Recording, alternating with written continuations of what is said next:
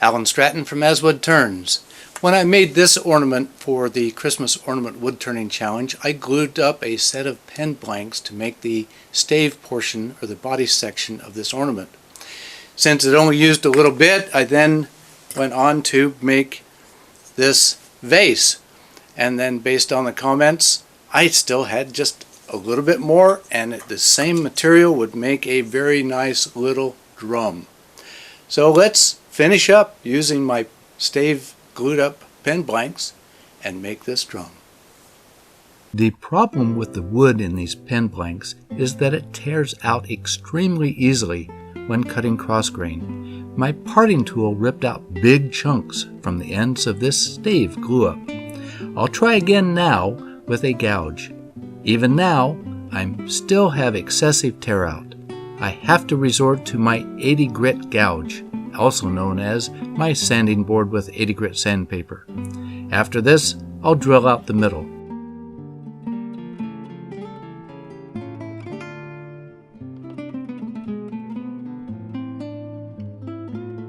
About this time, I realized I would have a tough time mounting this cylinder to finish the outside. To this point, I'd held it in my deep jaws without any regard to the jaw marks on the exterior. Now I need to remove all previous marks, so I need to customize a chuck. So for my chuck, I prefer to use threaded wood faceplates whenever I can. I could mount something to my scroll chuck, but it seems that the chuck never has the right jaws on it. Fortunately, threaded wood faceplates are very easy to make, so here we go with a piece of 8/4 poplar. I've made so many that it is much easier now. The process is 1. Round out the 2-inch poplar on the face of my chuck jaws and held in place with the tailstock. 2. Cut a dovetail tenon on the poplar. 3. Remount the poplar into the chuck using that tenon. 4. Drill a 1 1/8 inch hole for my 1 1/4 inch tap that matches my spindle size. 5.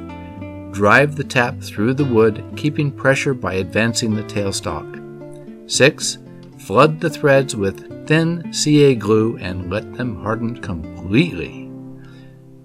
7. Again drive the tap through the wood, making sure to align the tap to the previous threads. 8. Reverse the faceplate onto the spindle. 9. For my spindle, I need a 1/8 inch deep mortise, 1 1/4 inch in diameter. I'll drill this with a Forstner bit. Then with a skew, chamfer back the threads just a little to enable easy threading. With the faceplate finished, I now need to adapt it to hold my hollow tube.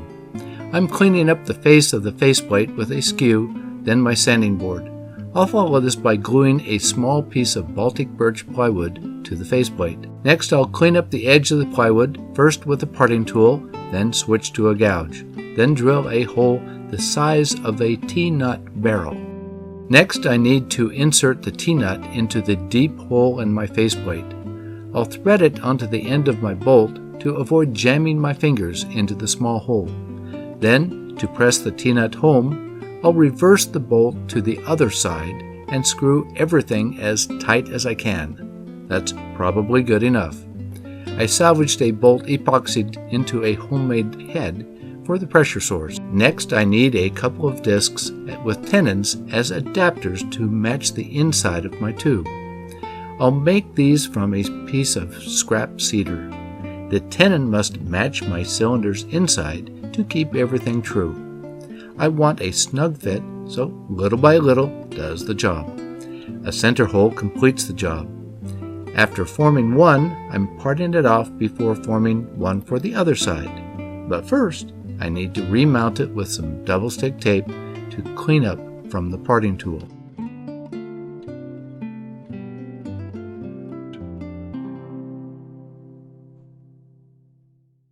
With everything ready, I make my stack: faceplate, adapter, ornament cylinder, adapter, wood bolt thread head. Now I can finish the exterior of my ornaments cylinder. A lot of work, but next time I'll have the faceplate ready to go without this intermission. A little skew work cleans the cylinder to be ready for sanding and finishing. then save my custom faceplate for a future project. There's probably at least a half dozen different ways to have held the cylinder. This one works for me. Finally, I'll tackle the drum heads. I have some scrap walnut handy. After mounting the walnut with double stick tape, I'll mark the target outer diameter for my drum head, then round off the wood with a parting tool. The next task is to mark the tenon's diameter and cut yet another tenon on the walnut to fit the cylinder's interior. Another cut, try sequence until it is finished and I can pry it off my faceplate. Same process for another drum head. However, this only roughs out the drum head. I need a way to finish the drum heads down to a good thickness, then to sand and finish them. After some pondering, I drilled my faceplate to fit the drum head tenons. Next, I mounted the drum heads to the new mortise with a little double stick tape. With all secured, I could tool the finished side of the drum head. Same for the other drum head. Finally, I needed to smooth and finish just a little on the opposite side of the drum head that would be just a little larger than the drum body. I cut out the center of the faceplate to fit the drum head. Then with a rubber stopper cushioning the tailstock, I could sand and finish that little bit that sticks out from the drum cylinder. Then after gluing the drum heads to the cylinder, buffing the drum, and adding a hanger loop, my drum is ready to beat. Well, that was a lot of work for starting with a scrap cylinder. Probably should think of another way to do this when I make more ornament drums. Yet, I like my little drum, and I did use up all of that stave pen blank glue up. No more for another ornament. With that, we'll see you again next week with another wood turning video. I love your feedback via your comments. Please like this video, and if you haven't already subscribed, please subscribe to both my website and YouTube channel. Always wear your full face shield. Goggles are not enough. In fact, flying wood giggles as it aims at your face to just miss those goggles. Until next time, this is Alan Stratton from As Wood Turns.